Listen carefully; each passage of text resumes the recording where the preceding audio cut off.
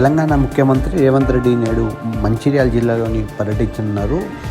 పట్టభద్రుల ఎన్నికల ఎమ్మెల్సీ ఎన్నికల ప్రచారం భాగంగా ముందుగా నిజామాబాద్ జిల్లాతో పాటు మంచిర్యాల, కరీంనగర్ జిల్లాలో కూడా హెలికాప్టర్లో పర్యటించనున్నారు. కరీంనగర్, నిజామాబాద్, ఆదిలాబాద్, మెదక్ పట్టభద్రుల స్థానాలు తిరిగి కైవశం చేసుకున్నందుకే కాంగ్రెస్ ప్రత్యేక దృష్టి సారించిందని కూడా చెప్పుకోవచ్చు.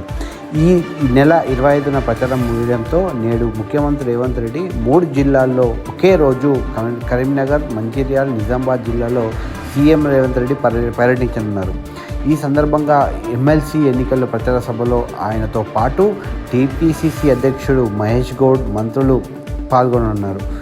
సీఎం సభ విజయవంతం కోసం మంచిర్యాల శాసనసభ్యులు, అటు డీసీసీ అధ్యక్షురాలు సురేఖ, జిల్లాల యంత్రాంగం మొత్తం కూడా ఈ సభను సక్సెస్ చేయడానికి కూడా చూస్తూ ఉన్నారు.